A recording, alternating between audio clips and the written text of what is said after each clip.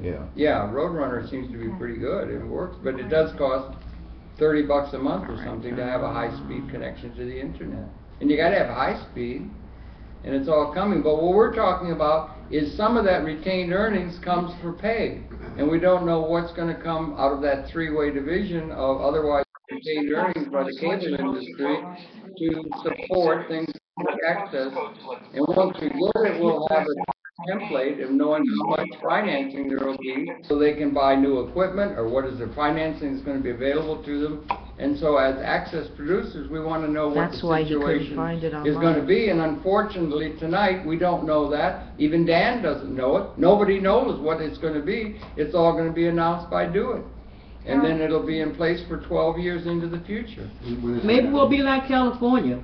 I hope not. All over the country we got cable televisions, and yet they could lose 12 channels. That's a disgrace. They lost in the Los Angeles. They got that passed. There's 20 states have gone that way. But I'm saying it's because we're not the cable boss. We got cable. We're talking. We got producers. We should be making sure that the world knows at least what's happening. Well, yes, and I'm trying to put in a message of hope. I think it's going to be good because the cable industry is not a monolith.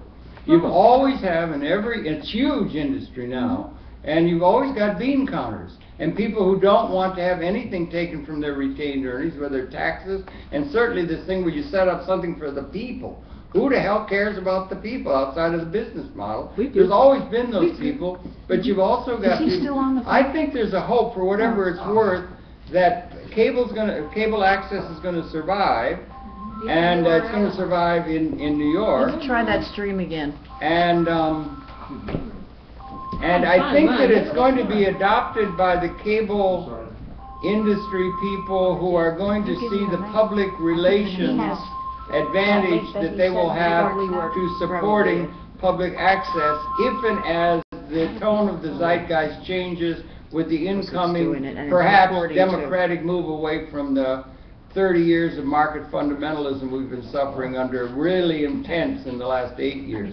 But it's still deterrence all over the place. But I think it's going to survive, and the appeal to the cable industry, it's going to be in their public interest, or their public relations interest, to be representative of something that is democratically getting communication people to the people. And there's a lot of people in the industry who are in that vein, including the open source and the cyber guys. You get a link with them. And you'll get a chance now that Obama and company are in place. It may make a change, I don't know, but we're going to see. But it's no use for us to talk because we don't know. They're going to announce what the agreement is. It's all done by Do It in Mayor Bloomberg's office. Harold, I wanted to say something going back to, you were talking about 501c3. Yeah. 501c3s are under obligation to pay taxes. And anybody can go to scrutinize the taxes paid of the 501c3, and every 501c3 has a board of directors. Yes. People are entitled to know who the board of It is streaming now? I hear noise, yeah. The volume's up too high on the speaker. But the streaming is now going. It wasn't going, we're now streaming. But it sounds like rock and roll. It doesn't sound like our words of wisdom. Well, who is this? They're streaming something else. But yeah, do you know, Carl, do 501c3s have to report to the public? Well, they don't pay taxes, but they file reports, and you're saying that they're open. Like, I was looking at a town the other day in Ohio, and I found that there were 81 501c3 organizations listed for that town, so that they even break down.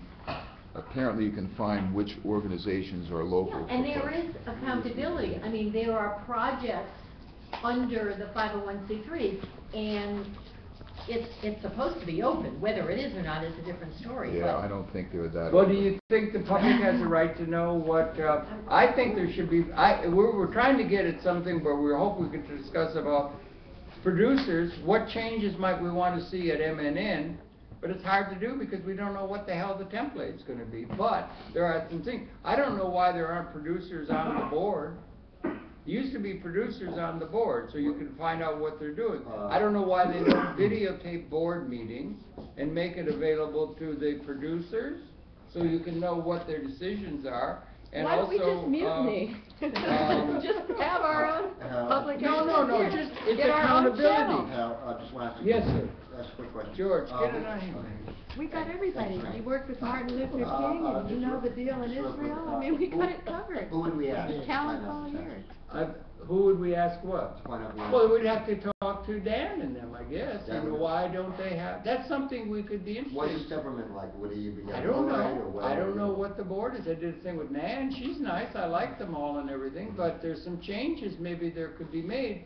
But it's hard to project changes if you're working on a 12-year template out into the future, Right. if you don't know what the hell the finances Oh. are gonna be. Alright. So it's hard for them to know. I suppose they're walking, we ought to be sensitive to the fact that it's a very sensitive time for them. And as far as I can tell, they can't get any information. It'll be announced, and then you'll know you're gonna have so much, and how much are you gonna be able to get servers, and how much you're gonna have for new equipment. Are we gonna get up to date with all the possibility of file sharing and moving files and all of that? But they don't know yet. I don't know, George, who it would be. Look, I work for a 501c3. In fact, my son owns a 501, several 501c3s. They have to report. 501c3, you gotta make public everything.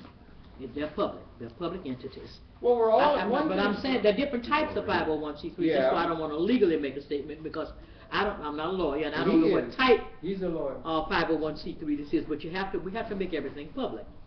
If I request your information, I have a right under the law to your information. So it's like working for the government. If I wanna go see your salary, go check on your salary. You know, people always sneaking up about their salary.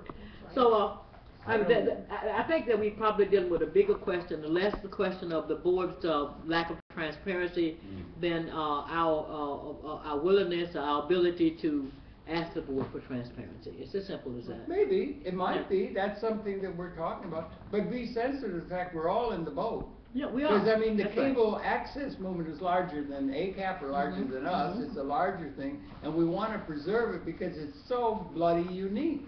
It's totally unique that they set aside this little bit